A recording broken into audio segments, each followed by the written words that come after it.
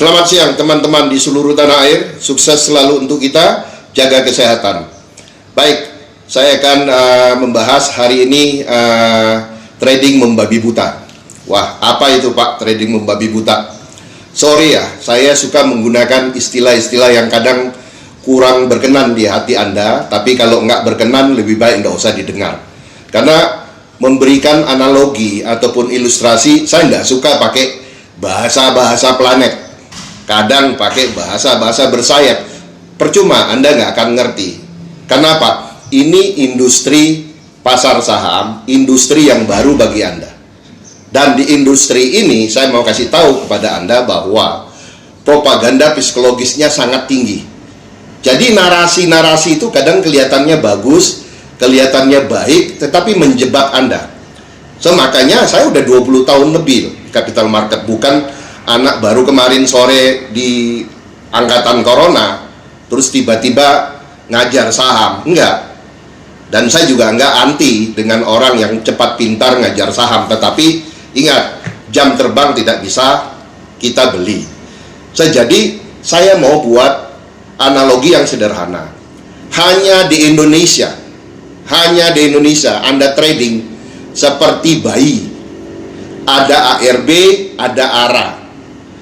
Dulu ARB 25%, gara-gara COVID dijadikan 7%. So, jadi apa yang sulit trading? Anda nggak usah pakai ilmu apapun, Anda nggak usah pakai analisa apapun. Besok hari Senin trading. Kalau nggak berani pakai uang benaran, pakai uang virtual. Anda trading aja, beli aja. Semua yang gerak Anda beli. Tutup mata bila perlu, ya kan? Tinggal beli aja. Kenapa? Lihat, setengah jam lagi, 1 jam lagi, bahkan sampai market tutup, Anda sudah pasti paling jeblok, paling jelek, ruginya 7%. Ya kan? Untungnya bisa sampai 34%. So, jadi apa yang sulit? Apa yang sulit? Terus Anda mau bikin saham ini jadi sulit? Anda pakai analisa, ya? Nggak usah pakai ilmu yang sulit-sulit. Pakai ilmu yang membabi buta tadi yang saya bilang. 7% udah pasti rugi, 34% udah pasti arah. Jadi Anda trading di pasar saham Indonesia itu kayak naik sepeda roda 4, ya, nggak jatuh. Ada kiri kanan yang nggak jatuh. Jadi apa yang susah? So, jadi bila saya memberikan analogi yang agak tidak berkenan karena mungkin Anda orangnya terlalu sopan ataupun terlalu santun, silakan pakai istilah-istilah santun Anda. Tapi ingat, bukan itu target saya. Karena di capital market yang namanya serigala berbulu domba itu ada. Ya. So, jadi karena saya juga background saya, bapak saya Timor, saya juga besar di Papua, jadi nggak suka ngomong kata-kata bersayap. Ya, jadi kalau ngomong itu ya to the point, nggak usah pakai banyak ilustrasi, analogi yang omong kosong semua. Contoh, apakah Anda membaca postingan saya pagi ini? Banyak sekali postingan saya pagi ini, ada beberapa yang panas. Ya karena apa? Nggak sampai. Nalarnya nggak sampai. So, jadi analogi saya sederhana. Ilmu saham itu bukan rocket science. Itu hanya beli rendah, jual sedikit tinggi. Beli saham itu, dagang saham tuh beli rendah, jual sedikit tinggi. Makanya sering-sering ke Mall Ambassador, ya, ke Roxy, tempat jual beli HP, ya, lihat di sana. Mereka untung 50.000, 100.000 lepas.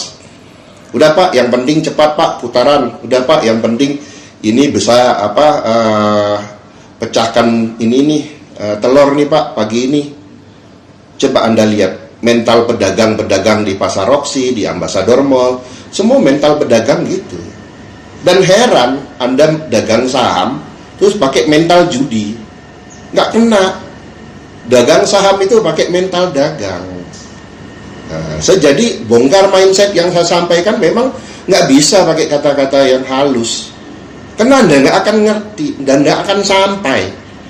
Makanya ilustrasi saya, analogi saya itu ya yang memang ada di dalam kehidupan, supaya Anda gampang ngerti. Sama seperti Anda minum obat, ya. Jadi obat itu kan semua pahit, nggak ada obat yang manis, ya. Obat itu rata-rata pahit. Jadi itu untuk menyembuhkan. Jadi kalau saya bilang anti tolol permanen, itu ya supaya Anda juga ngerti kok tolol dipelihara. Oke, teman-teman, happy weekend. Jalan sama keluarga, jangan sama keluarga orang, ya. Ingat, Anda punya keluarga, jalan sama keluargamu, jangan keluarga orang. Sukses selalu untuk Anda, happy cuan konsisten.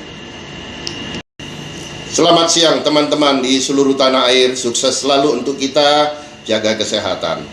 Baik, pagi ini saya posting tentang mentalmu harus lebih besar daripada modalmu. Teman-teman harus tahu, saya di posisi seperti ini saat ini, itu karena Allah, Tuhan mengizinkan saya di posisi ini. Bukan karena saya hebat. Ya, bukan karena saya hebat. Tetapi itu juga keputusan saya untuk menjadi seperti ini. Karena Allah berfirman, Allah tidak akan merubah nasib manusia kalau dia tidak mau merubahnya. Jadi keputusan saya mau merubah nasib saya. Saya tidak mau kerja sama orang, saya tidak mau jadi jongos digaji sama orang, tidak mau. Saya mau menggaji diri saya sendiri, saya mau punya waktu yang bebas, saya mau punya uang, mau jalan kemana-mana, tidak perlu izin. Itu impian saya. Jadi, banyak komen yang mengatakan, Pak Fir, kan tidak semua orang punya banyak duit. Memang, nggak semua orang banyak punya duit. Tetapi, duit itu pasti datang. Saya juga dulu nggak punya duit. Sampai habis modal saya, sampai udah jual mobil, bahkan terakhir, aset terakhir saya itu TV cembung saya, itu saya jual aja ditolak sama Penggadaian. Akhirnya saya jual di Pasar Kembang, di Pasar Senen, itu Pasar Loak. Kalau Anda yang sering main sound system tahu tuh, Pasar Kembang sepatu di Pasar Senen. Jadi saya juga melewati itu semua. Bukan dari nol terus tiba-tiba naik, itu enggak. Melewati semua proses itu. Jadi yang paling penting itu adalah mind Anda. Jangan Anda punya mindset orang kere. Ingat loh, kere atau miskin itu temporary, sementara aja kok. Kalau Anda mau merubahnya, pasti berubah. Dan saya udah buktikan, saya bisa merubah itu melalui pasar saham, melalui pasar modal. Saya berubah. Insya Allah, Anda juga bisa, dan pasti bisa kalau Anda mengandalkan Tuhan. Ya, jadi jangan pernah pikirkan untuk buka 9 RDN. Wah, saya nggak punya duit Pak, buka aja. Ya. Nanti RDN itu pasti penuh.